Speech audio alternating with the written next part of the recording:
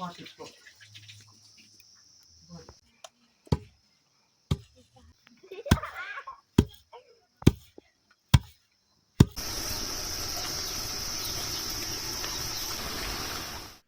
High नमस्ते फ्यापुला and welcome to another new vlog. Dashain Diwali त गइसक्यो तर पनि तपाईँहरूको सामु यो सेलरोटी रेसिपी भ्लग लिएर आएको छु। होप तपाईँहरूलाई मनपर्छ होला। सो यो भिडियो हेरेर इन्जोय गर्नुहोस् होला।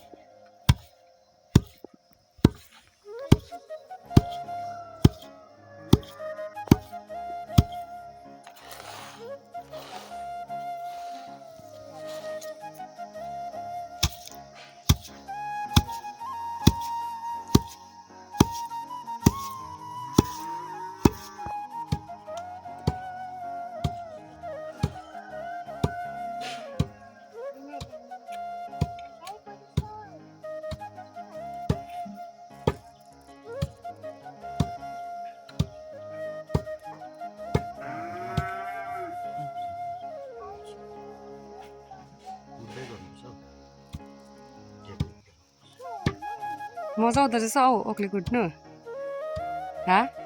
यो हाते मिक्सी हाते मिक्स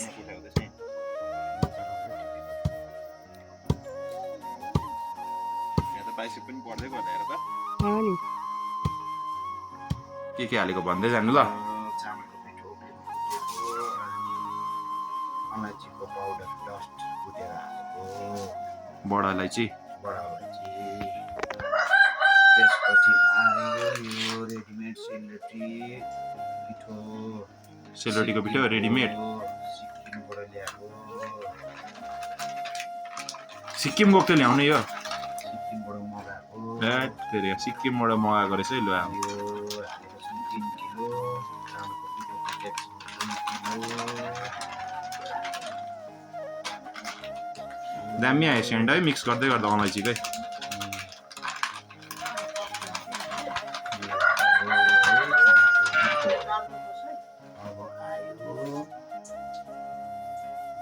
कति मैदा कति हालेको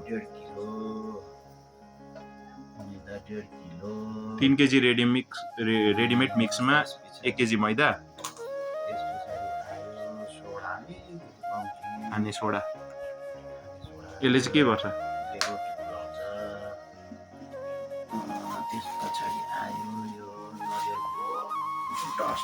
के हो त्यो चाहिँ? नरिवलको डस्ट टेस्टको लागि नरिवल पाउडर यसमा कति हालेको छु भने 200 ग्राम। अहिले अलिकति लास्टमा पनि त राख्छ होला हैन डस्टिङको लागि। यो 200 ग्राम अब त्यो पछाडि आयो यो सेलरोटीको मसला खोल्दै हाल्नु पर्यो। त्यो उयो छ त्यहाँ उयो छ स्टेपलर गरेको रहेछ है त्यो पोस्छ।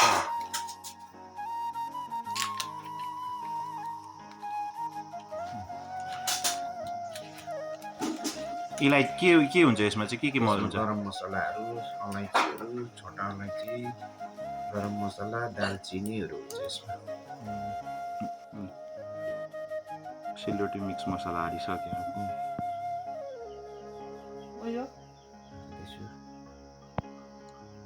अब के जान्छ? अब आयो चिनी कति हालेको? चिनी छ आधा किलो। अब आयो दुध अमुल गोल्ड 1 लिटर। यो चाहिँ के हालेको? रिफाइन घिउ हाल्दा पनि हुन्थ्यो। रोटी नरम होस्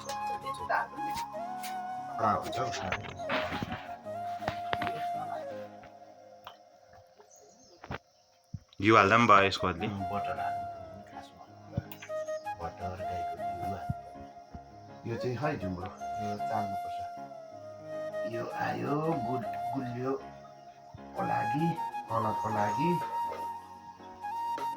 यो के छ त्यसमा चाहिँ? गुड र तेजपत्ता पनि यो चाहिँ मैला नपसोस् फुलको मैलाहरू चालेको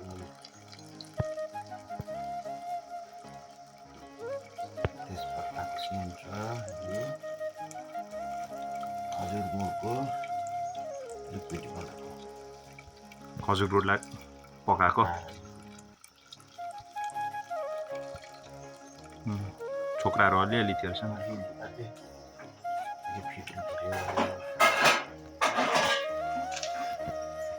एकदम हात चाहिँ सफासँग धोएर मजाले मिक्स गर्नु पर्यो है हात अघि धोएर अब दुइटै हात सोडा हालेको छ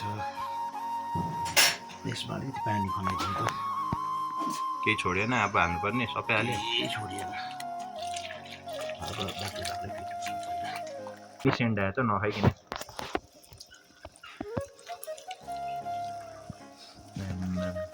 मग बनाए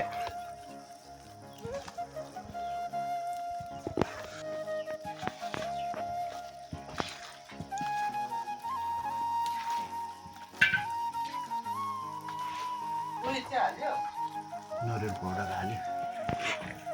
अहिले त्यो चाहिँ अलिकति पोलिसकेर माथिबाट छर्नुपर्छ पानी हाल्नु पर्यो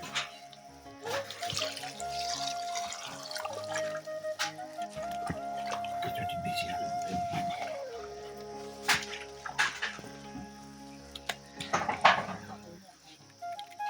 गुडले गर्दा हो कलर रातो भएर चिनी हालेको चाहिँ अलिक सेतो हुन्छ गुड चाहिँ खजुरको गुड हाल्यो होइन खजुरको कति हाल्यो good 1.5 kilo 1.5 KG good 1.5 KG good आधी केजी चिनी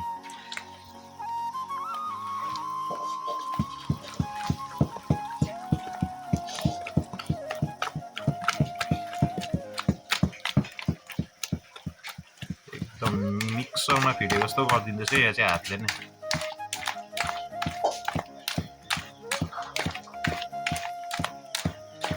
कन्सिस्टेन्सी ल्याउनुलाई चाहिँ एकदम मजाले फुटाउनुपर्छ मिक्स आँटा मैदाको गाँठहरू सब फुटाउनुपर्छ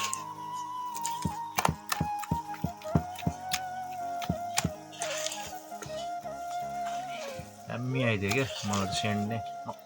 मक बनाइदियो खानु चाहिँ फिल हुने रहेछ रोटी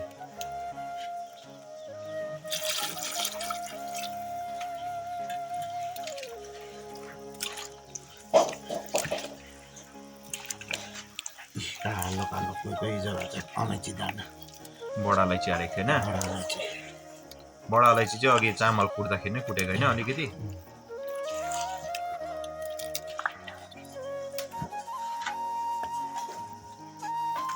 केही लम्सहरू चाहिँ बस्नु भएन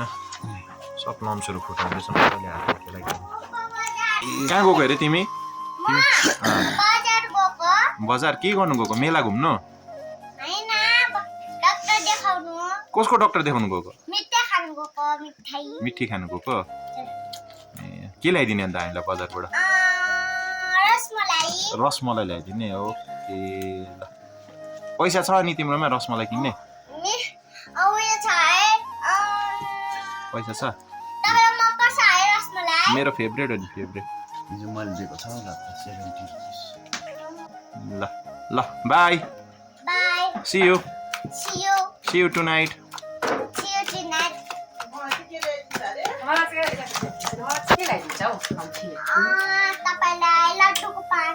लड्डुको कस्तो हुन्छ लड्डु अघि त मलाई समोसा ल्याइदिन्छु भन्दै थिएँ नि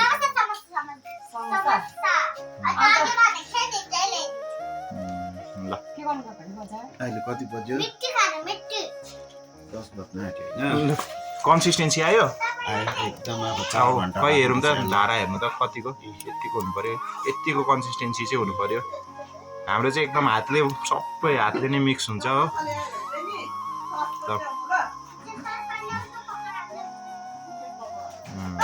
यतिको चाहिँ कन्सिस्टेन्सी हुनु पर्यो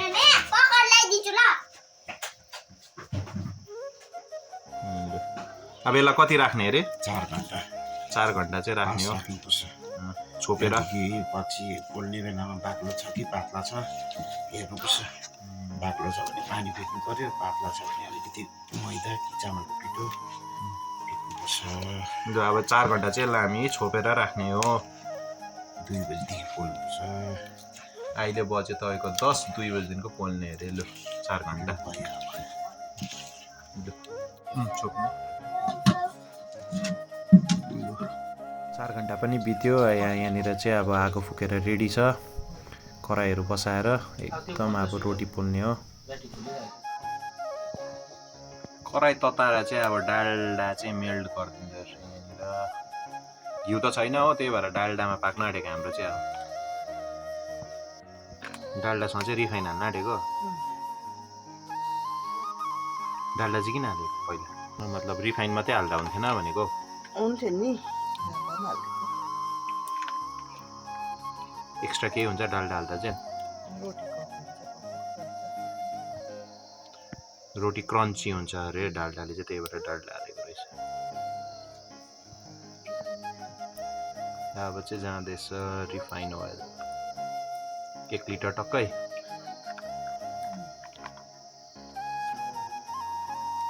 जम्मा 1.5 लिटर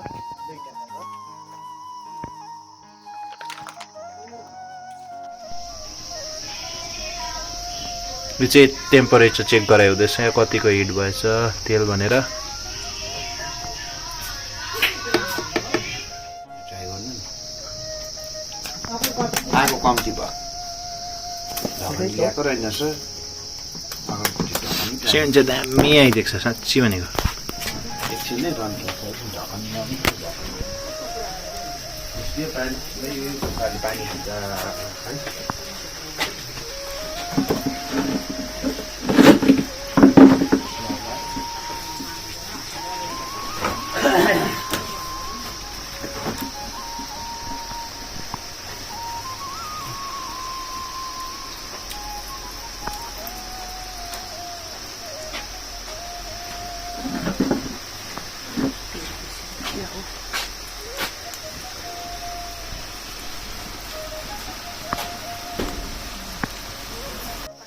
ठिक्कको भएको छ रोटी पनि हो कलर पनि दामी आइदियो सेन्ट पनि दामी आइदिँदैछ मक मक मक मक गुडको दामी आइदियो है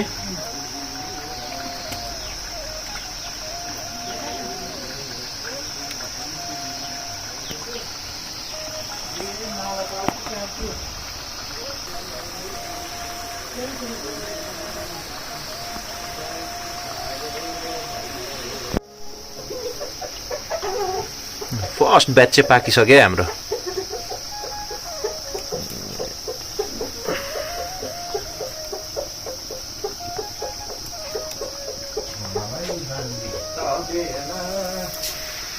मिन भयो भनेको नि फर्स्ट ब्याच होइन ठिकै छ एकछिन न नानी म गर्नु लान आँटेको थियो चाहिँ अब भित्र चढाउनु पर्छ नि कुलपित्र हाल्न चढाउनु परेन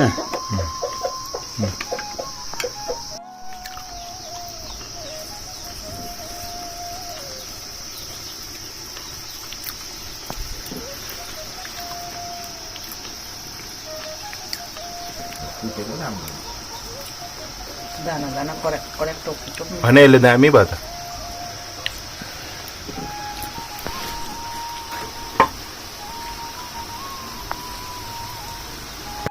अब चाहिँ आमालाई एकछिन गल्यो अरे अनि रेस्ट लिएर एकछिन रेस्ट लिएर आउनु भने अरे यहाँ बाबाले हाल्दैछ अहिले एकदम डबल पनि हालिदिइहाल्यो एउटा हो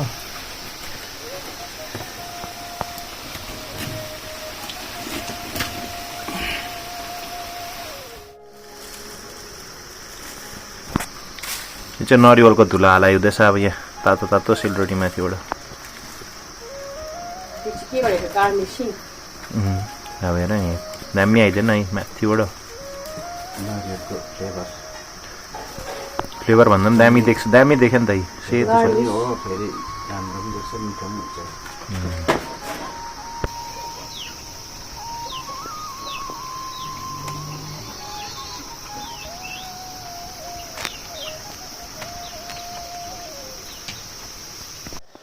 चाहिँ सेलरोटी पाकिसक्यो है देख्नुभयो होला एकदम गोल्डन कलरको भएको छ है दामी ब्राउन कलरको हेर्दा नै खाउँ खाउँ लाग्दो भयो अब चाहिँ चाखेर भन्नेछु तपाईँहरूलाई के कस्तो भएको छ कस्तो भएछ रोटी दामी भएको छ दामी र आजको हाम्रो सेलरोटी स्पेसल भ्लग चाहिँ यति नै थियो होप तपाईँहरूलाई मन पर्यो होला सो फेरि भेट्नु छु अर्को भिडियो लिएर till then stay tuned stay safe bye कस्तो भएछ जेठा मिठो भएछ जुन चाहिँ त्यो मैले एक्सपेक्ट गरेको थिएँ नि क्या फ्लेभरहरू क्या त्यो दामी भेटेछ अलैँची गुड